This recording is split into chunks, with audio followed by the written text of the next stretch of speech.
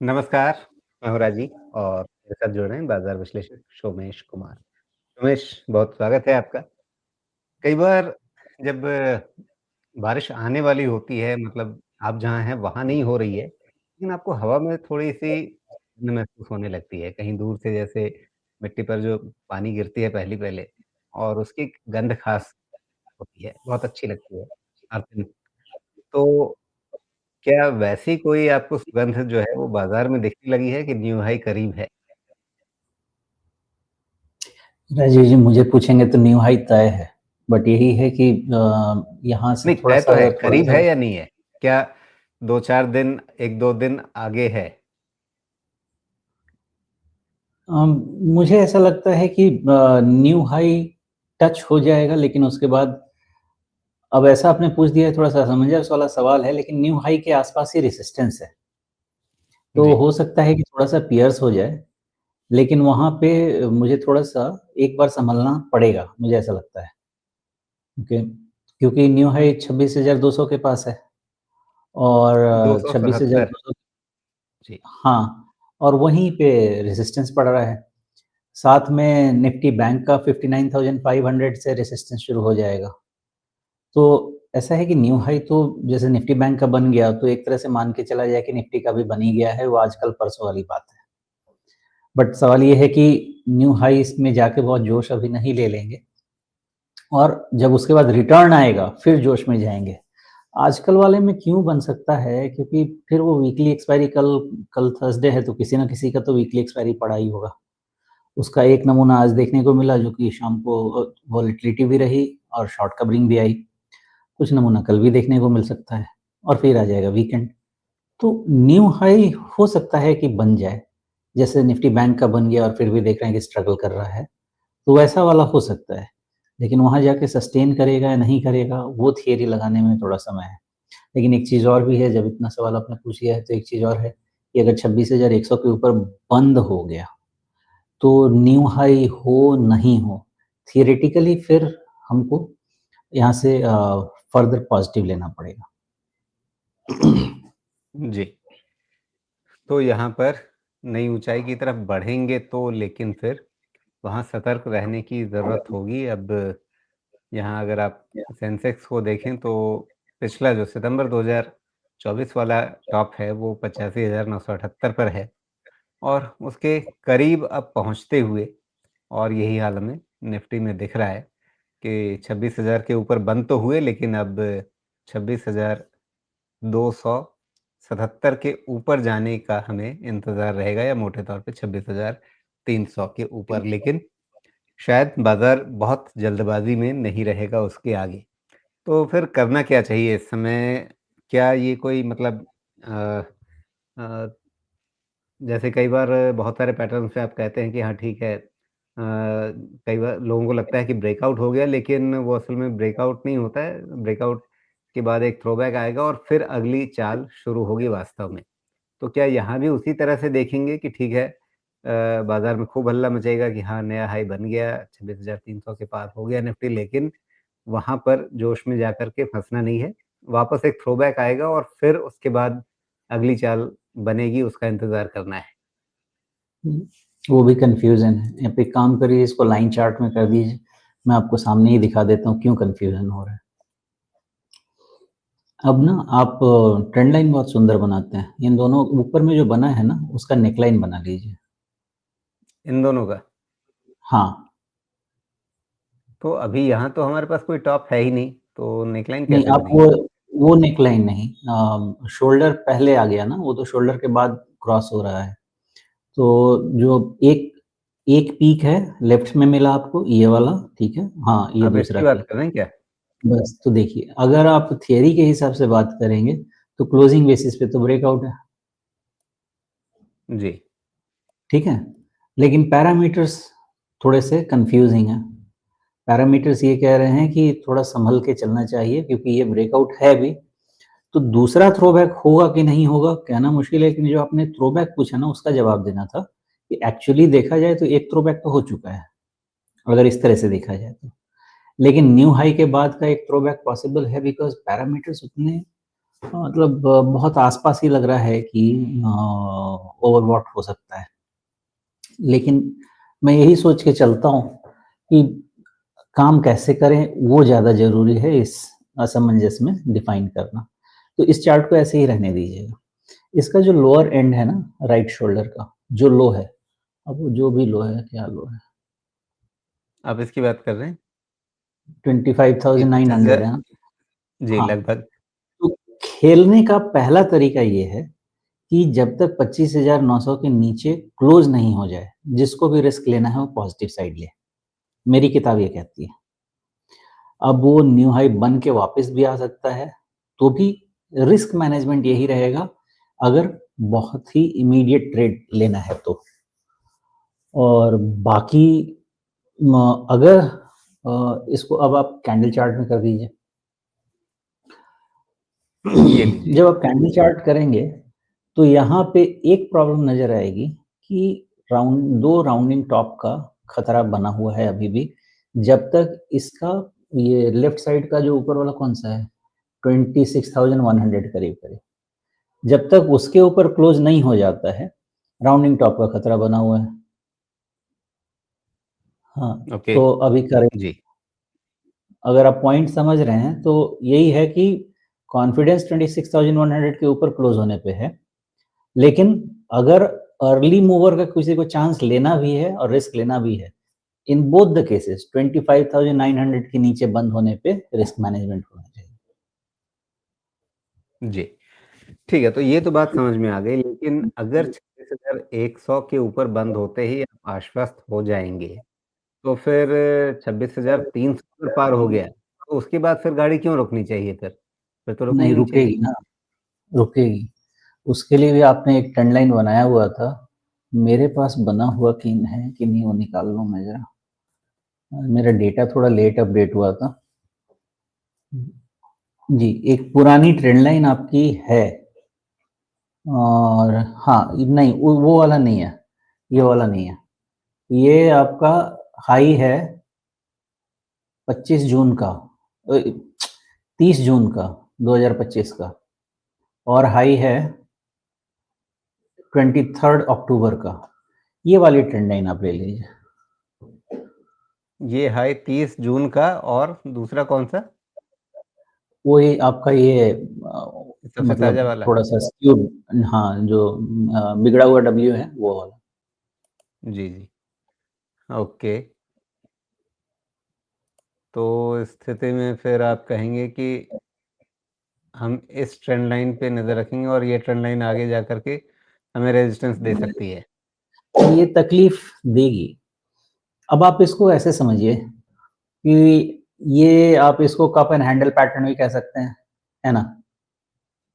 जिसमें कप थोड़ा-सा वो बायस्ड है, लेकिन जी। Cup and handle pattern designer भी कह सकते डिज़ाइनर कप है, डिज़ाइनर हैं। कप है। हाँ, अब इसकी प्रॉब्लम आप समझिए।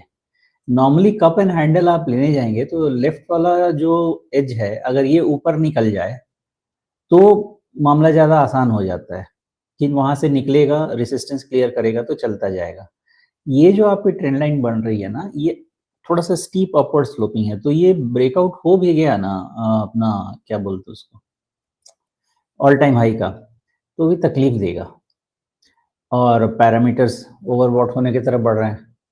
निफ्टी बैंक परेशान कर सकता है। इसलिए जाने के बाद भी मुझे थोड़ा-सा यहाँ पे क्वेश्चन मार्क है कि मैं काम करूँ कि ना करूँ? ये सारी जी। चीज़ें सामने हैं। लेकिन ये जो ट्रेंड लाइन है ना, ये आ रही है आपकी मोटा-मोटी आप देखिए तो 26,230-40 के आस-पास ही कहीं आएगी और आपका पिछला ऑल टाइम हाई 26,277 का है। तो अगर ऑल टाइम हाई पार हुआ तो ये ट्रेंड लाइन भी पार हो जाएगी। नहीं, ऐसा नहीं है। आपका वाला देखिए उतना नहीं जाएगा। हर दिन का कैंडल अगर मैं लगाता जाऊँ, तो कल का कैंडल 200 पे ही पड़ना चाहिए, ठीक है? परसों का कैंडल थोड़ा ऊपर उठना चाहिए। तो 277 तक पहुँचने के लिए आई थिंक 3 या 4 दिन का कैंडल इसको चाहिए, लेकिन पियर्सिंग हो सकती है।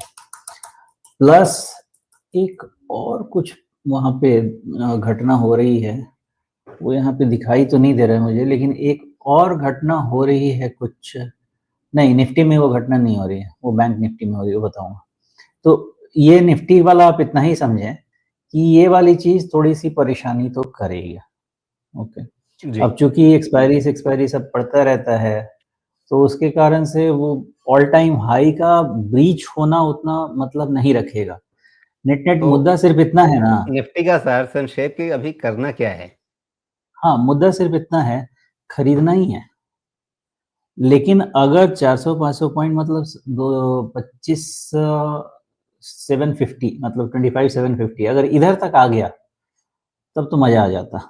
फिर रिस्क कम रहता और वो नहीं आने के कारण ये थोड़ा-सा थोड़ी मतलब वो क्या बोलते हैं उसको असमंजस बना हुआ है। अभी 4 दिन पहले तो आपको मिला है 25 4 750।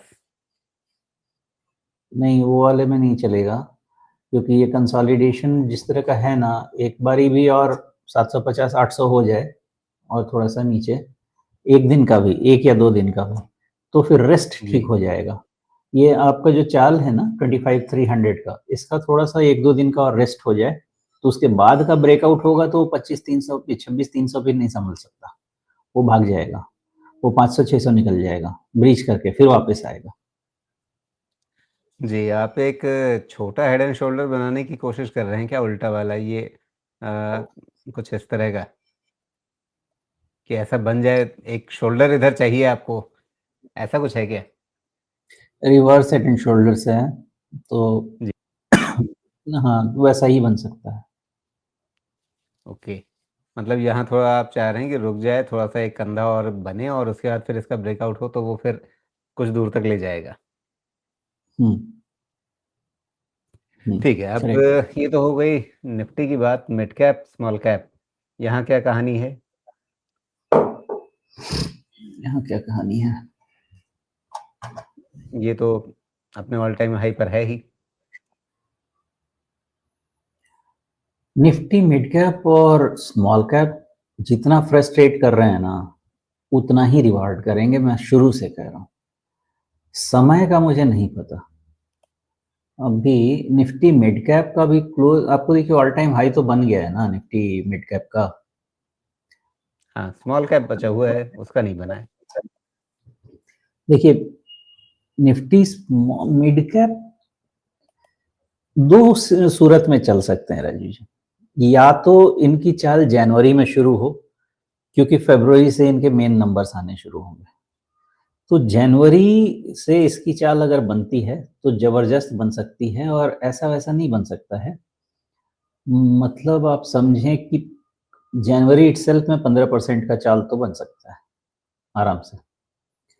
लेकिन वो अभी मामला ऐसा है कि मिड कैप भी बिल्कुल क्लियर है कि ये चलने वाला है ज़बरदस्त, ज़बरदस्त। नवंबर रीज़न नहीं है मिड कैप चलने का। तो यहाँ थोड़ा सुस्त ही रहना चाहिए, दिसंबर भी रीज़न नहीं है, except for the fact that अगर वो संता-बंता रैली आती है, तो उस समय कुछ कह सकते हैं।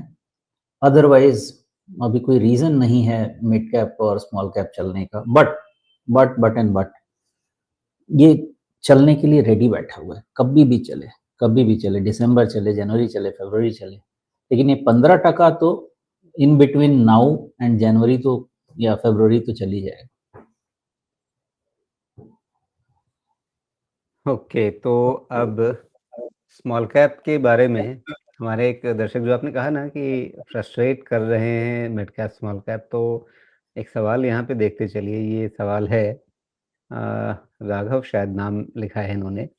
ये कह रहे हैं परेशान हैं, ज़्यादातर पैसा स्मॉल कैप में है और पोर्टफोलियो 19% गिरा हुआ है। तो लंबी अवधि में क्या इनको चिंता करनी चाहिए या फिर सबके साथ ऐसा ही होता है? नहीं भाई, क्या नाम है इनका? राघव राघव। देखिए भैया, पहली चीज़ है कि पेंसिल पेन लेके जो पॉइंट्स बता रहा हूँ, वो लिख लीजिए। ये बाज़ार का साइकिल 5 साल का रखिए। इस 5 साल में 1.5 से 2 साल इन रोटेशन ऐसा समय आएगा, जब आपको बैठना पड़ेगा, फ्रस्ट्रेट होना पड़ेगा, पैसा नहीं बनेगा। ये प्रोडक्ट का नेचर है, मेरे और आपके हाथ में नहीं है। मार्केट कंसोलिडेशन नहीं करेगा, तो ईपीएस अक्रूवल का समय नहीं मिलेगा, वैल्यूएशन कंफर्टेबल नहीं होंगे और नेक्स्ट राइज़ नहीं आ सकता। मान लेते हैं कि इसके बावजूद भी राइज आता रह गया, तो क्या? क्रैश होता है कभी ना कभी जाके। तो ये अगर हो रहा है, तो आप इसको डेट मार्केट की तरह मत समझिए कि हर दिन आपके बैंक अकाउंट में कुछ परसेंट नहीं, कुछ बेसिस पॉइंट्स इंटरेस्ट ऐड होता रहेगा, ऐसा नहीं है। आप इस चीज़ को मान लीजिए कि हमारा बाज़ार का 2 वो जो शैली बोलते हैं, जो नेचर है, वो तय है। पहली चीज़, चलता है तो चलता ही रहता है और गिरता है तो गिरता ही रहता है, पहली चीज़। दूसरी चीज़, 5 साल, साढ़े 4 से 5 साल के साइकिल में, 1.5 से 2 साल या मे बी लिटिल मोर, ये रेस्ट लेगा ही या करेक्ट करेगा, ये गिरेगा ही। ये फ्रस्ट्रेट नहीं होगा तो नया बेस नहीं बनेगा और फिर नया तेज़ी नहीं मिल सकता है। अगर आपको ये लगता है कि आपको हर साल पैसा बनना चाहिए, नहीं बनेगा। हर साल पॉजिटिव रहें, नहीं, आपको साल 2 साल नेगेटिव भी रहना पड़ेगा और उस 4 से 5 साल के साइकिल में बन जाएगा। कभी-कभी ऐसा होता है, आपका होता है कि कभी आपके सितारे चमक रहे होंगे तो आपने खरीदा और उसी समय वो साइकिल लग गया। फॉर एग्ज़ाम्पल 2023 जुलाई लग गया उसके बाद, तो अब आपको लगेगा कि ये तो मेरा पैसा 1.5 साल में इतना बन गया है, तो अगले 2 साल में भी और बनेगा, नहीं होगा। फिर आने वाले साल में वो नॉर्मलाइज़ होगा, तो आपका जो कंपाउंडेड एनुअल ग्रोथ रेट जिसको सीएजीआर बोलते हैं या आप उसको एक्सआईआरआर भी बोलते हैं, based on the cash outflow and inflow जो लेते हैं, तो वो नॉर्मलाइज़ होना ही होना है। तो आपको लगता है कि 1 साल, सवा साल, बहुत लोग मुझे भी बोल रहे हैं कि भाई कब चलेगा, भाई कब चलेगा? ये नेचर है। आप जितना इस बाज़ार में रहेंगे, उतना इस नेचर को समझ पाएँगे और उसको एप्रिशिएट कर पाएँगे कि इस प्रोडक्ट को ऐसे ही खेलना है। तो बाज़ार का ब्रेकआउट कब होगा? साल भर में भी हो सकता है, 15 महीने भी लग सकते हैं, 18 महीने भी लग सकते हैं या 24 महीने भी लग सकते हैं। कितना बाज़ार ओवर वैल्यूड है और क्या आपके पास ट्रिगर है? जो ट्रिगर मुझे समझ में आता है, मुझे लगता है बाज़ार बजट एक्सपेक्टेशन में कुछ न कुछ तो चलेगा और वो अगर एक बार चल गया, तो फिर आप समझें कि थोड़ा-सा भी चला तो 27,500 के पहले तो नहीं रुकेगा, उतना चल जाएगा। अगर ये भाई साहब उतना चल गए, तो आपका पीछे से मिड कैप, स्मॉल कैप 15% चल जाएगा। तो रिवार्ड मिलेगा, लेकिन इस प्रोडक्ट के नेचर को समझ के ही आपको चलना पड़ेगा। अगर आप कार को उड़ाने जाएँगे, तो फिर एक्सीडेंट हो ही जाएगा और हवाई जहाज़ ज़मीन पे चलेगा नहीं, मतलब रोड पे। बाकी उसका तो जो भी हवाई अड्डे में वो चलता ही रहता है। तो प्रोडक्ट जिस नेचर का है, उस प्रोडक्ट के नेचर के साथ ही आपको खेलना पड़ेगा। जी, बात सही है, लेकिन देखिए मतलब परेशान बहुत सारे लोग हैं। ये एएनआई 22 मैश पता नहीं इनका यूज़र नेम क्या बताता है, लेकिन जो भी इनका नाम है, निफ्टी 30,000 पे भी पहुँच जाए तो भी बी ग्रुप नीचे ही जा रहा है। ये बताइए ये सेगमेंट की समस्या है या पोर्टफोलियो में जो हमने शेयर डाल रखे हैं, स्टॉक सिलेक्शन जो हमारा है, उसकी समस्या है?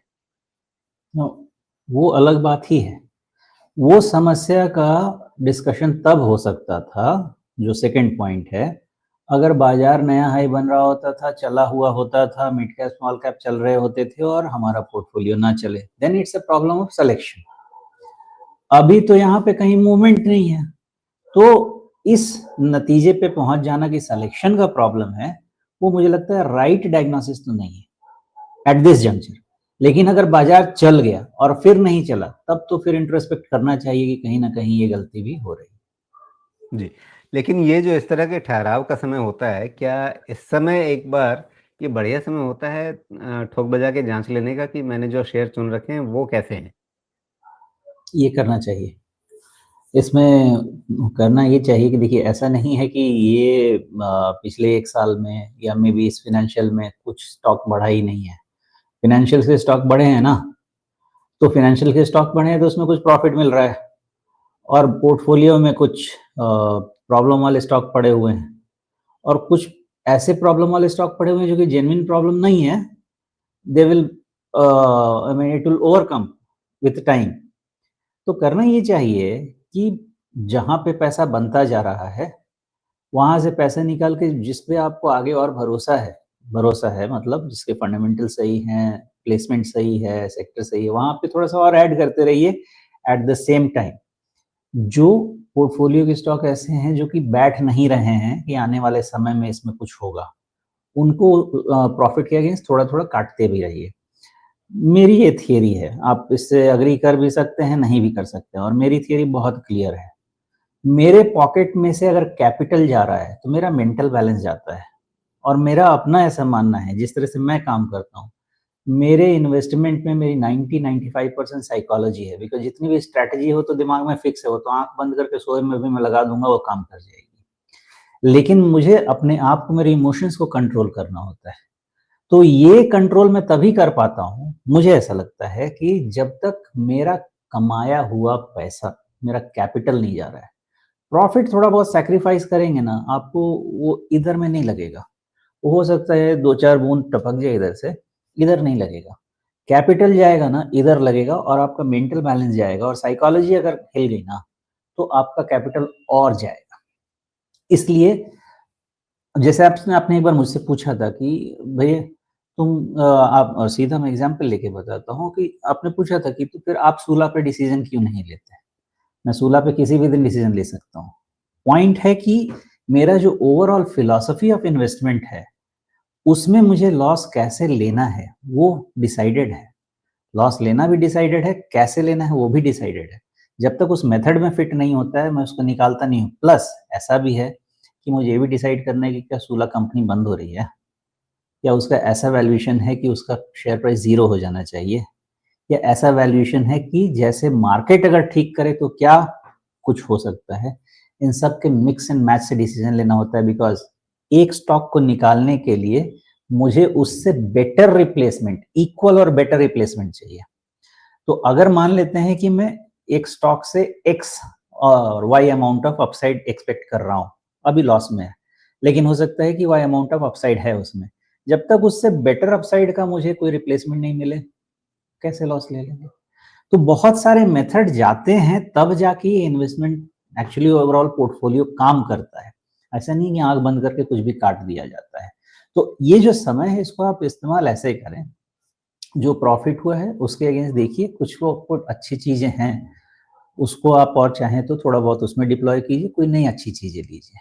और इसके साथ जो आपको बेकार हो गया है, जिसमें कुछ नहीं है, दम हो ही नहीं सकता, उनका जीवन में कुछ नहीं हो सकता, उनको थोड़ा-थोड़ा, थोड़ा-थोड़ा, थोड़ा काटते रहिए।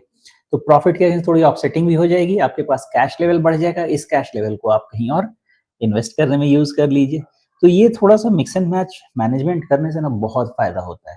समय लगता है बिकॉज़ देखिए इन्वेस्टमेंट ओवरनाइट नहीं बैलेंस किया जा सकता है। इसमें जो अभी करेंगे इसको मैनिफेस्ट करने के लिए अगर मान लीजिए कि साइकिल लग गया तो हो सकता है 6 महीने में ही ज़बरदस्त पोर्टफोलियो बन जाए, नहीं तो 12-12, 18 महीने में भी, लेकिन ये चीज़ रिज़ल्ट पक्का देने वाला है।